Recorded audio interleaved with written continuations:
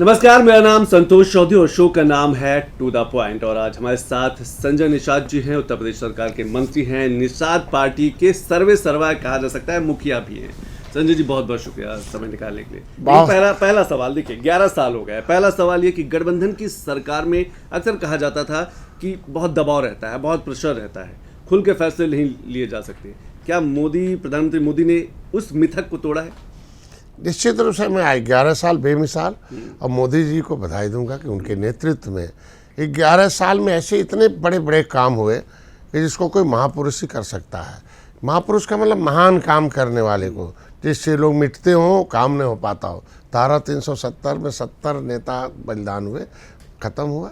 राम मंदिर में कितने लोग बलिदान हुए, देखो मंदिर बना, कितने लोगों ने, कुछ नहीं, महिलाओं ने क्या किया, उनके सशक्तिकरण के लिए आया। आज के दिन में अपर कास्ट के लिए दिया।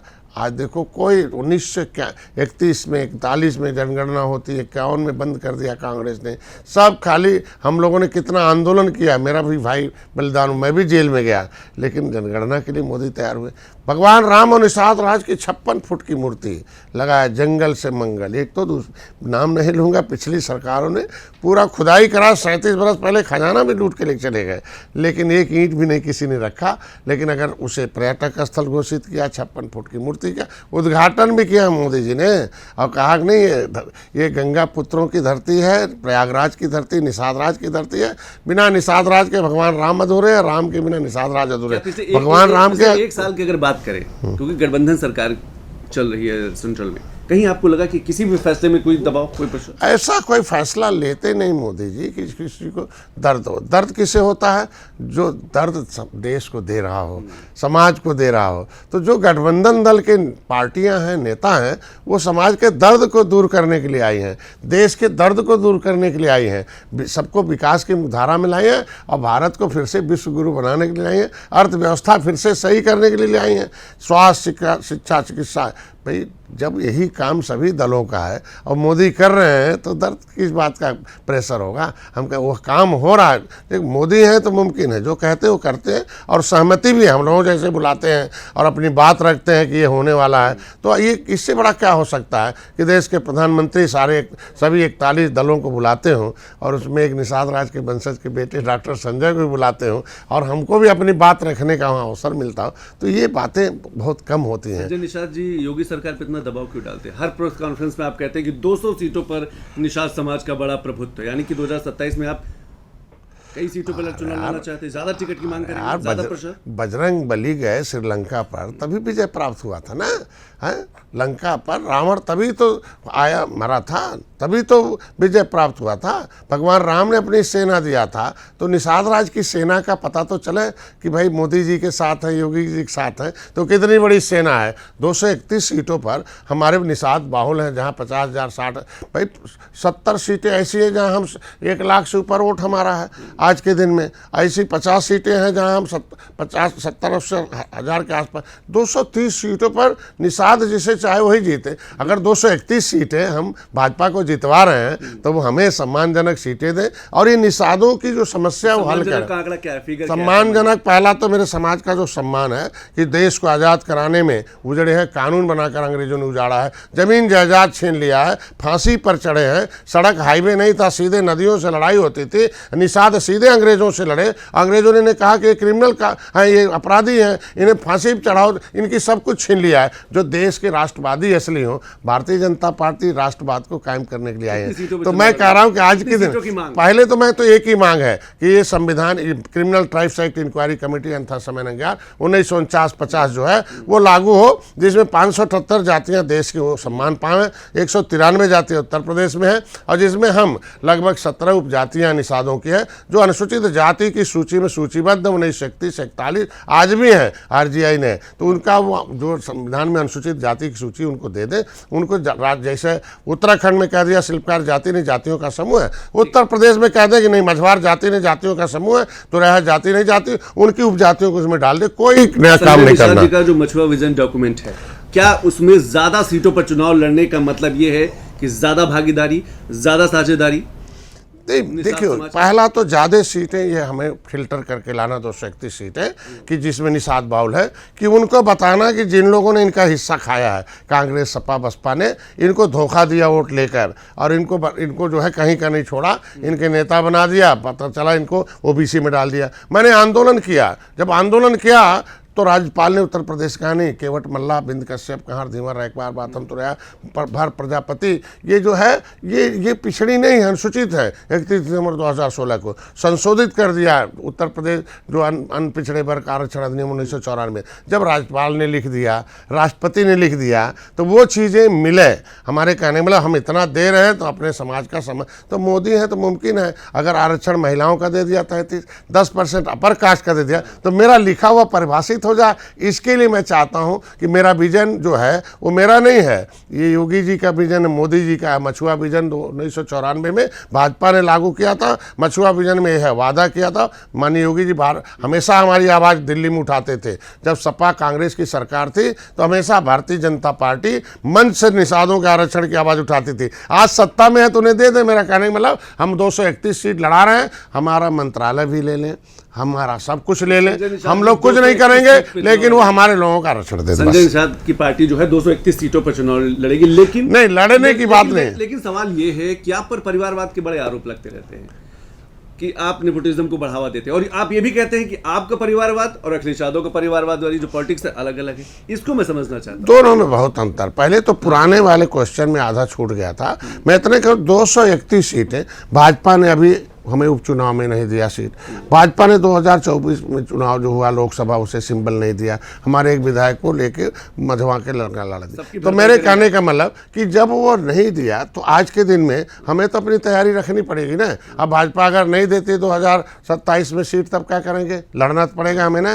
तो अभी हम तो तैयारी होनी चाहिए कि नहीं होनी चाहिए? देते हैं तो निश्चित रूप मैं कहता हूँ जो परिवारवाद का जो आरोप लगाए हैं आप, तो परिवारवाद मेरा संघर्षों का परिवारवाद है, कफन बांध कर निकलने का परिवारवाद है। 7/2/2015 को रेल रोको आंदोलन, सड़क रोको आंदोलन था, प्रदेश व्यापी आंदोलन था। उसमें एक मेरा भाई मारा गया और वो 302 मुलजिम हम बन गए। पूरे घर भर रेल पर बैठते थे, आज भी धरने पर है। तो मैंने तय कर दिया कि मेरा दूसरे का बेटा मरा है अपने घर में, तो आज के दिन में उस पर माला पहनाने जाती सपा, आज के दिन में गोली भी चलवाती है, उसके घर के लोगों को गुमराह करके माला भी पहनवाती है। तो आज के दिन मैंने कहा घर में बच्चों से कि कफन बांधो, बाहर निकलो। आप खुद निश्चित रूप से आज वो नौकरी छुड़वा के लाया हूँ, इंजीनियर की दोनों की, एक डॉक्टर है, सब लोगों को नौकरी छुड़वा कर लाया हूँ। आज के दिन में हमारे घर भर समाज को जगाने में लगे हैं। पूर्व 13-14 किताबें लिखी। निषाद राज के किले को जंगल से मंगल किया, अपने हाथ से उसको काटा, 56 फुट की मूर्ति लगी। तो 24 घंटे अगर परिवार मेरा काम कर रहा है, तो मेरा परिवार अगर आगे है, तो ये हमारी लोगों का जो जीत सकता उसे सीट दिया जाए। आज के दिन में मेरे परिवार, सभी मेरे पार्टी के लोग परिवार, मेरा समाज परिवार है। तभी जो है पीयूष रंजन निषाद जो इलाहाबाद में है, उन्हें भाजपा सीट नहीं दे रही थी। वो हार गए थे 2000 हार गए थे ना 2017 में, मैं हार गए थे। लेकिन मैंने 12 में सीट हमें मिली थी, बल्कि जिसको टिकट दे दिया था वो बहुत पैसा खर्च कर दिया था। लेकिन जब ये हुआ कि इनको टिकट नहीं मिल रहा है, तो मैं इलाहाबाद में है ना, माननीय सिद्धार्थनाथ सिंह ने कहा भाई देखो है तुम्हारे वंश का है, एक लड़ाओ। मैंने उसे 12 वापस कर दिया, गृह मंत्री से बात किया और उन्होंने कर्चना से लड़ाया और जितवाया। हम कह रहे हैं निषाद पार्टी ने अपना एक सीट वापस कर दिया। जितना खर्च हुआ था 12 में, उसको वापस कर दिया। बहुत परेशानी हुई। आज के दिन में विनोद बिंद जो थे वो सपा में थे 10 साल, पूरा दीवाल साइकिल छाप दिया था, लेकिन टिकट नहीं दिया। मैंने बुला के उन्हें टिकट दिया। तो परिवारवाद का कहाँ आरोप है? मैंने 5 सीट मिली थी निषाद पार्टी को, निषादों को लड़ने के लिए। 3 तो लड़े ना, हम एक ही बेटा मेरा विधायक लड़ा रहे। और लोगों के घर गए कि भाई लेके आए हूँ लड़ लो। लोगों ने कहा नहीं हमारा ये होना चाहिए, हम लोग समाजवादी पार्टी वाले हैं, बसपा वाले हैं। तो नहीं लड़े तो हम क्या करते? तो दूसरे लोग लड़ाए। 15 में हमने 3 निषाद लड़ाया, बाकी दूसरे लोग लड़ाए और 11 विधायक जितवाया। मैं कहता हूँ तीनों निषाद जीते। अगर मैं कहता नहीं जैसे और लड़ते तो और लड़ेंगे। हम जी को विभीषण से बड़ी दिक्कत है कि दूसरी पार्टी से आए हुए लोगों को भी आप हजम नहीं कर पाते। इसके पीछे की वजह क्या आपको लगता है? कि भरोसा नहीं है, विश्वास नहीं है, एक पार्टी में रह के ही आगे बढ़ा जा सकता है? देखिए हम कह रहे हैं आज के दिन में जब तक दलितों में जगजीवन राम कांग्रेस के साथ थे, तो जगजीवन राम ने सीधे दलितों को जोड़ दिया क्या दशा दलितों का था 70 साल से। लेकिन जब उन्होंने दलितों ने, लेदरमैन ने जब जय भीम का झंडा उठा लिया, और बेसिकली एक कम्युनिटीज लेदरमैन जो होती है वो आई एक आह्वान पर कांसी राम के आई, तो देख लीजिए जब उन्होंने क्या किया। देखो सत्ता में आए, जैसे टोपी झंडा उठाया, संविधान में मिला हुआ जितना हक नहीं था बल्कि अपनी संख्या से 100 गुना ज़्यादा नौकरियों में और क्षेत्र में है। मुलायम सिंह ने भी पॉलिटिकल गॉडफादर ऑफ लेदरमैन हुए Kanshi Ram, political godfather of milkman Mulayam Singh हुए। देखो उस कम्युनिटीज का क्या हुआ। अगर देश के लोगों ने मिलकर हमें पांडिचेरी में विश्व मछुआ दिवस पर पॉलिटिकल गॉडफादर ऑफ फिशरमैन की उपाधि दी, मैं वकील हूँ ना, मैं एक मार्गदर्शक हूँ, मैं रास्ता दिखा रहा हूँ कि भाई इस रास्ते पर लेदरमैन चले, इस रास्ते पर मिल्कमैन चले हो जाए। तो अगर ये रास्ता कोई भटका रहा मेरे समाज का, वो कह रहा कि नहीं निषाद लोग झुआ भर वोट है, पौआ पियो और वोट दे दो, और मोदी योगी के पास जाके कहते हैं भाई निषादों को कुछ नहीं चाहिए, ये गंवार हैं, गरीब हैं, अनपढ़ हैं, इन्होंने हमें टिकट दे दीजिए, हमें विधायक बना दीजिए, इसको पूरा हो जाने दीजिए। वो कहते हैं कि नहीं यार हो जाए। उनका नतीजा कभी उनके मुंह से आरक्षण की आवाज़ नहीं निकलती मोदी योगी के सामने, या कभी नहीं बोलते मन से, कहते आँख मूंद के वोट देते रहो। ये पहले बताइए समाज की आवाज़ नहीं बनेंगे। उन्हीं विभीषणों को जैसे कांग्रेस गई, डूब गई, और निषाद भी डूब गए, सपा भी डूब गई, निषाद भी डूब गए, बसपा भी डूब गए, निषाद भी डूब गए। लेकिन आज निषाद डूबने नहीं, भाजपा को बचाने और बाहर करने आए हैं। तो हम कह रहे जिस नाव में रहकर अगर सपा बसपा का नेता आके यहाँ छेदा करेगा तो उसे विभीषण ही कहा जाएगा ना। तो निर्बल इंडियन 2027 में संजय निषाद जो 231 सीटों की मांग कर रहे हैं, 200 सीटों में बता रहे हैं कि निषाद समाज का बड़ा प्रभुत्व है। अगर बात नहीं बन पाती है तो क्या संजय निषाद एकला चलो की नहीं, हमें 231 सीट जीतवा रहे हैं। भाजपा से बड़ा उम्मीद है कि 2015 आपने देखा होगा 22 में हमें 15 सीट दिया और 11 मैंने जीता, और 11 हारी। भाजपा से कोई लेता नहीं हूँ, लिया भी नहीं हूँ। उनकी 11 हारी हुई सीट लिया था, कभी भाजपा जीती नहीं। 5 उनके सिंबल से लिया, नहीं समझे, उनके सिंबल से लिया। मेरे कैंडिडेट तो ज़्यादातर उन्हीं के थे, हमारे तो बस 3 निषाद हमारे थे, एक कैंडिडेट निषाद में उन्हीं का था, मेरा एक बेटा था वो था, सारे मैक्सिमम कैंडिडेट उन्हीं थे, एक हमारे सुल्तानपुर गए। तो मैं कह रहा हूँ कैंडिडेट भी उनका, सिंबल भी मैंने उनका लिया, ठीक है, जीतने के लिए, और हारी हुई सीटें लिया। तो लिया क्या, जीत दिया मैंने, 11 सीट जीता, हमने जीत दिया पूरे प्रदेश भर में। नहीं तो यहाँ हाथी हटाओ, साइकिल लाओ, पंजा लाओ, यही चल रहा था। लेकिन बाद में आए फिर नहीं, फिर से योगी को लाओ, निषाद राज आए हुए हैं, निषाद जी आए हुए हैं, फिर से योगी के लाओ, दोबारा योगी 2 हुई। तो अगर मैं इतना बड़ा अचीवमेंट दे रहा, फिर हारी हुई सीटें दे दें हम लोगों को ना, आज के दिन में दे दें हारी हुई सीटें, जिसमें निषाद, हम कह रहे हैं मुसलमान को लड़ा नहीं छूट देते ना, वो भी तो हमारे भाई जाल बिनने वाला जला है। अब वो बेचारा जालीदार टोपी वालों चक्कर फट गया, जुलाहा हो गया, अब वो गरीब है बेचारा, है तो इसी देश का ना। तो मैं कहता हूँ कि अंसारी हो गया उधर, अगर मेरे ही समाज के लोग जुलाहा हो गए हैं, 80% मुसलमान वही हैं, तो हम कह रहे हैं कि तो मुसलमान को टिकट तो भाजपा देती है ना, नगर निगम में, नगर पंचायत में, तो हम लोगों को दे दें, छूट दे दें मुसलमान को लड़ाने। जात जनगणना के जब आंकड़े आएंगे तो क्या आपको लगता है भागीदारी को लेकर एक बड़ा तूफान उठने वाला है कि जिसकी जितनी हिस्सेदारी उसकी उतनी भागीदारी? नहीं नहीं, ऐसा नहीं होगा। ये गलत मैसेज लोग डाल रहे हैं। ये विरोधी जो है ना, ये जो चाहते हैं, जो सपा बसपा कांग्रेस खुद ही नहीं चाहती, उलझाना चाहती हैं। ये बीच बीच में उल्टा बोलते रहते हैं कि ये होगा वो होगा, ये नाम का है। नहीं तो उनके समय तो सरकार थी, क्यों नहीं जनगणना करा लिए? ये मान के चलो वो खाली कहते हैं, हम चिल्लाते हैं, लेकिन वो नहीं चाहते हैं। आज के दिन में जनगणना होते पता चल जाएगा कि और जातियों का हिस्सा कितना लेदरमैन ने खा रखा है, कितना मिल्कमैन ने खा रखा है। भाई हमारा हिस्सा तो पंडित ठाकुर साहब तो खा नहीं रहे, हमारा हिस्सा, मैं तो अनुसूचित जात की सूची में सूचीबद्ध हूँ, तो मेरा हिस्सा तो लेदरमैन खा रहे हैं ना। भाई सामाजिक न्याय समिति का रिपोर्ट कहती है कि 23% आरक्षण में एक लेदरमैन का कब्जा, पूरा 100 दूसरी जातियों का तो कोई कब्जा है नहीं, 27% में मिल्कमैन का कब्जा है।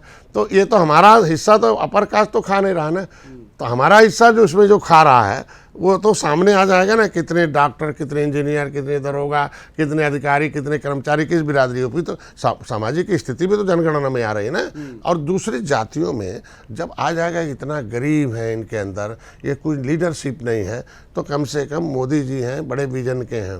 आज के दिन में सबसे निचले पावदान पर रहने वाले व्यक्ति को भाजपा का सिद्धांत है कि उसको बाहर दिया जाए, उसको मदद किया जाए, जिसको कभी नहीं होगा। तो मेरा कहना है वंचित जो लोग हैं संविधान के हकों से, सामाजिक न्याय तभी होगा जब वंचितों को हक मिलेगा। हम संविधान के अनुसूचित जाति की सूची में सूचीबद्ध हैं, लेकिन फिर भी हम नहीं आपको है। लगता है जातिगत जनगणना के जब आंकड़े आएंगे तो संजय निषाद की जो सियासत है, राजनीति है, वो और पॉलिश होगी और चमक आएगी, क्योंकि आंकड़े आपके सामने होंगे, आप मजबूती से अपनी बात कह सकते हैं। देखिए, निर्बल, मेरी पार्टी का नाम है निर्बल इंडियन शोषित हमारे। जो राजनीति का शिकार है वो निर्बल है, जो राजनीति का हिस्सेदार है सबल है। राजनीति कुछ करती नहीं है, दो ही काम है कि नीति बनाकर गरीब को राजा कैसे बनाया जाए। पहले राजा का बेटा राजा होता था, कैसे राजा बना रहेगा, लेकिन अभी राजनीति का मतलब है कि कैसे गरीब आदमी को राजा बनाया जा सके नीति बनाकर। यही संविधान की मूल भावना है। तो फंडामेंटल राइट में दिया गया है कि एक अनुसूचित जाति, मतलब नीचे सूचित, मतलब सूचित किया जाएगा कि कौन जो सोशली, एजुकेशनली, इकोनॉमिकली बैठ में, जो चमड़े का काम करने वाला चमार भाई, कपड़ा धोने वाला धोबी भाई, नदियों में अंग्रेजों से उजड़ने वाला मझवार है तुराया, तो ये जातियों को अनुसूचित जाति में सूचीबद्ध 1931 में किया, 41 में किया, 51 में बंद कर दिया। लेकिन अनुसूचित की गणना आज भी होती रहती है। आज के दिन में 61 में हम 70 लाख थे, हमारे नाम को आते हम क्रिमिनल कास्ट से घोषित थे 578 जातियाँ। देश आज़ाद होने के बाद भी 5 साल 16 दिन गुलाम रही हैं। वो 5 साल 16 दिन जेल में रहे। इन जातियों को कौन देखेगा भाई? गिनती होगा तभी तो बाहर आएंगे। इन जातियों को सूचीबद्ध कौन करेगा? जिसके वजह से देश आज़ाद हुआ, जिससे अंग्रेजों ने जेल में डाल दिया था और संविधान बन गया, देश आज़ाद हो गया। और वो काला कानून अंग्रेजों का क्रिमिनल का 31 अगस्त 1952 को हो गया। अभी हम 26 जून को मनाता हूँ कानपुर में 160। तो इन जातियों का जो आंकड़ा है, जो क्रिमिनल कास्ट से प्रभावित जातियां रोड पर घूम रही हैं, पाइपलाइन में, पॉलीथीन में, झोपड़ी में, भूमिहीन है, तो इनका आंकड़ा आएगा तभी तो कुछ कर पाएंगे। बिल्कुल। और आंकड़ों पे हम बात कर लेते हैं और सवालों पे बात कर लेते हैं, क्योंकि 11 साल पे भी लगातार बात की जा रही है। वक्फ कानून संशोधन जिस तरीके से किया गया, आपको आपने मुस्लिम समाज का जिक्र किया, क्या आपको लगता है भारतीय जनता पार्टी या फिर संजय निषाद मुस्लिमों को अपने करीब ला पाएंगे? चाहे 3 तलाक की बात करें, चाहे वक्फ कानून की बात करें, ये दूसरे सुधारों की बात करें, क्या मुस्लिम समाज संजय निषाद के पास या भारतीय जनता पार्टी के करीब आ पाएगा? जब मुसलमान एक मुश्त कांग्रेस के साथ था तो 70 साल सरकार को हिला नहीं था कांग्रेस को। मुसलमान हिलना शुरू हो गया, दलित हिलना शुरू हो गया, निषाद हटना शुरू हो गया। देखो कांग्रेस कहाँ चली गई। समाजवादी पार्टी या बसपा ये मुसलमान के और निषादों का 18% निषाद, 19% मुसलमान उत्तर प्रदेश में लेके ये दोनों राजनीति करते। जब उधर चले जाते थे निषाद मुसलमान तो बसपा आती थी, इधर आ गए तो ये दोनों इनको लड़ाते थे आराम से, मलाई अपने खाते थे। वो आते थे SC/ST एक्ट लगवाते थे और वो आते थे तो इनके ऊपर अत्याचार करते थे दलितों पर, जो जिससे कि दलित एक हो जाए और फिर वो एक मुश्त बहन जी के साथ हो जाए। तो इन जातियों का आना हमारे थे भाई। कौन अपने बेटे को डॉक्टर इंजीनियर पढ़ा के अधिकारी कर्मचारी नहीं बनाना चाहता है? कौन उसे व्यापार ठीक से नहीं कराना चाहता? कौन अपने बच्चों को शुद्ध नहीं रखना चाहता, ठीक से आगे बढ़ें, विकास में आए? ये कौन नहीं चाहता है? ये बड़े बड़े जो नेता हैं मुसलमान, ये अपने बच्चे को तो विदेश पढ़ाते हैं, अपने बच्चों को डॉक्टर इंजीनियर बनाते हैं, अपने बेटे को तो सब व्यापार कराते हैं। अब गाँव में रहने वाला बेचारा जो मुसलमान भाई, सच्चर कमेटी का रिपोर्ट कहती है कि दलितों की दशा SC/ST से भी खराब है। मतलब वो कांग्रेस सपा बसपा का बटन दबा के वो गरीबी बदले में ले रहा है। तो जब वो जान गया मुसलमान तो धीरे धीरे जो पढ़े लिखे लोग हैं वो हट रहा है। वक्फ बोर्ड में संशोधन होने से मुसलमानों के उन बच्चों को, गरीबों को भी अवसर मिलेगा उनके विकास के मुख्यधारा में लाने के लिए। और आज के दिन में मुसलमान भाई सपा में गया, आज के दिन में 30 साल से है। तो कितने भर्ती आप देखेंगे, मतलब पुलिस में कितने मुसलमानों को भर्ती किया भाई? अमर सिंह थे ना, आजम खां उनके साथ थे, कितने मुसलमान हैं? 19% मुसलमान भर्ती में कुछ है नहीं। अधिकारी कर्मचारी उनके लिए कोई एक उनके कॉन्स्टिट्यूशन, मैं कह रहा हूँ कि दलितों के लिए जब संवैधानिक सुरक्षा बन गई, एक आयोग बन गया अनुसूचित जाति आयोग, पिछड़ा वर्ग आयोग इन्होंने बनाए नहीं, अल्पसंख्यक आयोग को कैसा रखा था इन्होंने। आज देखो हम लोग कैसा वक्फ बोर्ड को या मदरसा बोर्ड को पैसा दे रहे हैं उन्हें बनाने के लिए, शिक्षा, उनको विज्ञान पढ़ाने के लिए। तो मैं कह रहा हूँ अगर खाली वोट ही लिया इन्होंने धर्म के नाम पर, कभी विकास तो मुसलमान को किया नहीं। आज अगर हम लोग उनको अनाज दे रहे हैं, मकान दे रहे हैं, इलाज करा, कोई भेदभाव नहीं है। सबसे ज़्यादा गरीब मुसलमान है तो अनाज वो खा रहे हैं, सबसे ज़्यादा गरीब वो हैं तो इलाज वो पा रहे हैं, सबसे ज़्यादा गरीब वो हैं तो मकान हम बना रहे हैं। तो आज के दिन में जब वो दे रहा हो तो निश्चित रूप से आएंगे, के साथ वोट निश्चित रूप से। अगर हम उन्हें गरीबी से मुख्य धारा में लाने के लिए अवसर दे रहे हैं तो हम तो भाजपा से ही कह रहे हैं ना कि उनको दे दीजिए कि राजनीति में हम अपने एक मंत्री बनाए हैं ना दानिश आज़ाद को, तो भाई विधायक भी बनवा लीजिए, भाई दिल्ली में भी मंत्री बनाते, यहाँ भी है, बोर्ड के अध्यक्ष बनाते हैं। तो राजनीति में अगर आप अवसर दे रहे हैं तो हम लोगों को लड़ाने के भी अवसर दे दें, हम लोग लड़ाकर जिता के लाते हैं। क्या संजय निषाद जी अपनी पार्टी में युवाओं को मौका देंगे? आज के दिन में हमको लगता है कि 70% युवा हमारे पास है, क्योंकि राजनीति का नाम ही युवा है। हर बुजुर्ग चाहता है कि मेरा आने वाली पीढ़ी बेहतर हो, तो राजनीति बेहतर बनाने के लिए है तो युवाओं का ही भविष्य तो है ना। हमारे यहाँ देखो जो आयोग के सदस्य बने वो भी युवा हैं, 2 पिछड़ा वर्ग आयोग हमारे प्रदेश अध्यक्ष है। अभी मेरा प्रदेश अध्यक्ष सबसे ज़्यादा युवा है पूरे हर पार्टियों से। हाँ, मैंने युवा को प्रदेश अध्यक्ष मैंने बॉडी बना रखा। हमारा जो ग्रेट युवा वाहिनी है वो है, मेरा संगठन का अध्यक्ष वो भी युवा है, हमारे जो है राष्ट्रीय निषाद एकता परिषद का युवा है। हमारे पास देखो अभी जो IT का क्षेत्र का, तो हमारे पास युवाओं को भी अध्यक्ष बना रखा विंग का, जिसे युवाधिकार है, चूँकि युवा ही भ्रमित किए जाते हैं, इनके द्वारा भ्रमित किए जाते हैं और युवाओं का ही बहुत नुकसान है। और युवा जब आए थे, जिधर जवानी चलती है उधर जमाना चलता है। तो जवानी को मैं कह रहा हूँ ना कि आज के दिन में सबसे ज़्यादा रोजगार युवा उद्यमी आज योगी आदित्यनाथ ने खोल दिया है कि युवाओं को आओ, बिना ब्याज के, बिना गारंटी ले जाओ, उद्यम लगाओ और आगे बढ़ो। तो ये देखिए पहली बार है ना युवाओं के लिए, युवा शक्ति, महिला शक्ति, जवाब आपसे जरूर चाहेंगे, क्योंकि आप जब पहले मत्स्य मंत्री हैं, पहली बार मत्स्य मंत्रालय का गठन हुआ और आपको मंत्री पद बनाया गया। इससे पहले मत्स्य विभाग नहीं हुआ, मंत्रालय नहीं हुआ करता था। कितना बड़ा बदलाव देख पा रहे उत्तर प्रदेश में मंत्रालय के बाद और आपके मंत्री बनने के बाद? आपको धन्यवाद दूंगा, तो मैं तो खुश नहीं था तब आप हमारा इंटरव्यू दिल्ली में लेते थे। और आपकी आवाज़ है, DD न्यूज़ की आवाज़ है कि प्रधानमंत्री तक पहुंचना, गृह मंत्री तक पहुंचना, कि इन मछुआरों का भाई कि जो धन की देवी होती है लक्ष्मी, वो कमल पर होती है और कमल पानी में होता है। इसके मतलब तो सबसे ज़्यादा धन तो पानी में पैदा किया जा सकता है ना, एक्वा से। आज के दिन में हाँ, अगर हम 10,000 रुपये की मछली 10,000 बैंक में डालते हैं तो 20,000 10 साल बाद होगा, 15 साल बाद। लेकिन 10,000 अगर हम पानी में डाल देते हैं तो एक टैंक बना के, तो 1-1.5 साल में 2 गुना हो जाता है। तो ये इसका है। आज के दिन में मेरे आने से मत्स्य मंत्रालय दिल्ली में अलग हुआ। 67 साल में केवल 3,000 करोड़ रुपया केंद्र सरकार ने, पिछली सरकार दिया, लेकिन हमारे मोदी जी ने 41,500 करोड़ रुपया 6.5 साल में दिया। इंफ्रास्ट्रक्चर के लिए लगभग 9-11 हर क्षेत्रों में सब्सिडीज महिला के लिए 60। दुर्भाग्य है ना कि जो सब्सिडी 60% आती है केंद्र से महिला और SC के लिए, तो हम हर प्रदेशों में 80 में है और उत्तर प्रदेश में OBC में डाल रखा, तो 40 पाते बेचारे। उसी की तो लड़ाई चल रही है कि मोदी की निगाहों में हम 80 में हैं, लेकिन यहाँ उत्तर प्रदेश में बेईमानों ने, संविधान में हम SC में हैं, अब बेईमानों ने लिख दिया हमें OBC में। राज्यपाल ने उसे भी काट दिया। मैं चाहता हूं जल्दी होगा। तो आज के दिन केंद्र में 60% सब्सिडी महिला और SC के, सामान्य के लिए 40 है। 33 प्रकार की परियोजनाएं हैं, हाईटेक परियोजनाएं हैं, आधुनिकीकरण, RAS है, बैकयार्ड है। मतलब आप एक इतने बड़े 18 फीट का टिन ले लीजिए और उसको नट बोल्ट से कसिए, गोल हो जाए 5 मिनट में, और उसमें एक तारपलिन डाल दीजिए, 10 साल गारंटी है। उसका हम दे रहे हैं अनुदान, 50,000 का प्रोजेक्ट है और 30,000 अनुदान दे रहे हैं। और तुरंत पानी, उसमें 1 किलो एक पाउडर आता है बायोफ्लॉक, गुड़ डाल दीजिए और तुरंत उसमें 2-5 दिन में उसमें बैक्टीरिया डेवलप हो जाएगा। पानी भरिए, एरेटर लगा दीजिए, हवा में घूमता रहे, छोटा 10 पैसे का बच्चा डालिए और 90 दिन में, 100 दिन में वो 3 रुपये का हो जाता है। कौन ऐसा? 27% का ग्रोथ हमारा है $1 ट्रिलियन इकोनॉमिक में। उत्तर प्रदेश सर्वोत्तम प्रदेश है मत्स्य उत्पादन में, अभी खिताब मिला हमें। आज के दिन में हमारा निगम 189% के ग्रोथ में है।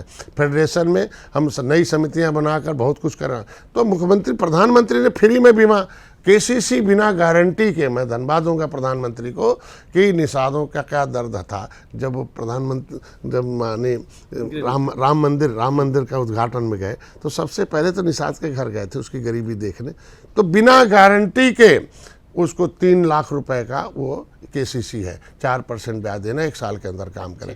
आज के दिन में फ्री में बीमा। अभी NFDP एक डिजिटल प्लेटफार्म बनाया है, उसमें रजिस्ट्रेशन हो रहा है, इनको मोबाइल चलाने के लिए कुछ पैसा भी दे रहे हैं, मुख्यमंत्री जी ने दिया, मुख्यमंत्री संपदा योजना जो पट्टेधारक थे 3,20,000 है, फ्री में यहाँ निषाद राज वोट योजना है, माता सुकेता भगवान निषाद राज के, भगवान राम के आत्म बाल सखा निषाद राज की माँ के नाम से हम केज कल्चर जलाशय में जलाशय है। आज के दिन में हम इनके पढ़ने के लिए, एक मिनट, पढ़ने के लिए इंटर में 20,000, BA में 30,000 और उससे ऊपर 50,000 देंगे, जिसको 2 लाख से कम होगा, अभी 3 लाख हो गया। इनकी बेटी की शादी के लिए 51,000 है, जिसका 2 लाख से कम 3 लाख 1 लाख हो गया। इनके लिए बिना फ्री में, जहाँ आयुष्मान भारत कार्ड न हो, मछुआरे जाएं वहाँ जाके उसमें इलाज कराओ, 7 दिन भर्ती रहे, 5 लाख हम दे देंगे। ये है। ये एक छोटा सवाल फिर सियासत से, राजनीति से। संजय निषाद जी उत्तर प्रदेश तक ही सीमित रहना चाहते हैं या फिर निषाद पार्टी जो है दूसरे राज्यों में भी अपना आधार, अपनी जमीन तलाशने की कोशिश? देखिए, होता कि राजनीति मतलब राज मतलब होता छुपा हुआ, तो नीति है, पॉलिसी है। हम अभी 20 राज्यों में निषाद पार्टी है। मैं मध्य प्रदेश लड़ा इससे पहले वाले चुनाव में, तो मैं 27-28 सीट लड़ा था और 2800 भाजपा हार गई थी। 1,000-2,000 वोट से पा गई, 5,000-6,000 वोट में पाया था, 8,000-10,000 वोट। फिर बाद में मतलब कांग्रेस की फिर से गवर्नमेंट बनी, मैं फिर चुनाव लड़े तो मैं गया वहाँ, रैली किया, राजस्थान में गया। मैंने कहा भाई अगर आप लेते हो, निषादों की समस्या है एक छतरी के नीचे और राष्ट्रीय समस्या है कि हम संविधान में अनुसूचित जात है, एक होके करो और मोदी के विजन को आगे करो और राज्यों में चुनाव लड़ा। मैं राजस्थान गया जीते, मैं हरियाणा गया जीते, उत्तराखंड में मैं खुद प्रचार, या अभी बिहार में भी जा रहा। मैं चाहता हूं कि हम हमारे पास, तो मैं कह रहा हूं कि बाकी राज्यों में भी हम भाजपा को जितवा रहे हैं। अभी छत्तीसगढ़ में भी चुनाव लड़ा था, फिर इनका समर्थन कराया, झारखंड में भी, ये हिंदी भाषी क्षेत्र है। और दक्षिणी भारत में भी बहुत कुछ। हम नेशनल फिशरीज डेवलपमेंट बोर्ड है, एक नैफ है, नेशनल एसोसिएशन ऑफ फिशरमैन, मैं वाइस उसका प्रेसिडेंट हूँ। तो आज के दिन में डॉक्टर तोमर है, डॉक्टर भांजी हैं, तो हर राज्यों में मेरा संगठन है जो मछुआरे अभी भाजपा के साथ हैं। तो हम नहीं कह सकते कि एक राज्य में हम लोग फैले हैं, पूरे देश में हम लोग। लेकिन दुख इस बात है कि और राज्यों में, दिल्ली में निषाद अनुसूचित में है, गंगा उस जमुना उस पार, और रामचरित्र वहाँ से आके सांसद बन जाते हैं उत्तर प्रदेश मछली शहर से, और निषाद यहाँ का बेचारे को OBC में। अब इनका नाम OBC से खारिज करो और SC में गिनती करने का आदेश जारी करो, ये हमारे लोगों का एक नारा है। सवाल बहुत संक्षिप्त में, ऑपरेशन सिंदूर के बाद कितना बदलाव महसूस कर पा रहे हैं हिंदुस्तान में आप? अरे सेना में कभी शोक थोड़ी मनाया जाता, हमेशा गर्व, शौर्य दिवस मनाया जाता है। शौर्य ये तो नियम है देश का, राष्ट्रवाद का। तो अगर सेना पर कोई सवाल उठाता है, इसके मतलब वो शौर्य दिवस नहीं मनाता है। हमेशा सेना जो भी निर्णय ले ले, वो सेना हमारे देश में सर्वोपर है, हम उनकी मददगार हैं, मोदी मददगार हैं। सेना को एक अवसर देते हैं, धन देते हैं, उन्हें टेक्नोलॉजी देते हैं, उन्हें सब कुछ देते हैं सेना को। सेना हम लोगों को, सेना की वजह से सब लोग सो रहे हैं, सेना की वजह से सुख शांति है, सेना की वजह से समृद्धि है। आप देख लो पाकिस्तान में कैसे रो रहे हैं, गा रहे हैं, बेचारे खाने को नहीं है, इलाज नहीं है। वहाँ की सेना की देन है ना, वहाँ की गलत पॉलिसी की देन है ना। वो बेचारे अलग हो गए, एक बाउंड्रीज उधर चले गए। अब देख लो भारत के लोग, हम अर्थव्यवस्था देखो तीसरे नंबर पर है, हम दुनिया में आत्मनिर्भर हैं। अब हम हथियार बेच रहे हैं, वो हथियार खरीद रहा है। तो ये कहते हैं कि ऑपरेशन सिंदूर उस सिंदूर का बदला है कि जो हमारी बहन बेटियों की तरफ उठाएगा, और यहाँ कोई बख्शा नहीं जाएगा। हम युद्ध, ये बुद्ध का देश है, हम युद्ध नहीं, लेकिन जो छेड़ेगा उसे छोड़ेंगे नहीं। और नियम है कि हमारे यहाँ निरपराध लोगों के ऊपर कोई शान है, तो युद्ध में बहुत निरपराध लोग मारे जाते हैं। लेकिन आज मोदी को धन्यवाद दूंगा, और इस सेना को साला जहां टारगेट था वहां लोगों को खत्म किया और उसे पूर्ण किया। बिल्कुल सही आपने कहा। लेकिन 2 बातें महत्वपूर्ण संजय निषाद जी ने कही कि एक तो 200 सीटों से ज्यादा चुनाव लड़ेगी निषाद पार्टी, यानी कि योगी सरकार पर एक बड़ा प्रेशर, बड़ा दबाव। नहीं, जब वो हमें सीट नहीं देंगे तो मजबूरन लड़ना पड़ेगा ना। तो हम कह रहे हैं कि हम चाहते 231 सीटें हम जितवाएं भाजपा को, हमें सम्मानजनक सीटें वो देते हैं। संजय निषाद ने और हमारा आरक्षण दूर करें, चुनाव लड़ सकते हैं अगर उनकी पर्सनल पॉलिटिक्स काम नहीं आई। और दूसरा, उत्तर प्रदेश से बाहर भी निषाद जो पार्टी है अपनी संभावनाएं तलाश रही है। बहुत बहुत शुक्रिया संजय निषाद जी, समय निकालने के लिए बहुत बहुत शुक्रिया। तो टू द पॉइंट में आज बस इतना ही। अगली बार फिर किसी बड़ी शख्सियत के साथ मुलाकात होगी, तब तक के लिए नमस्कार।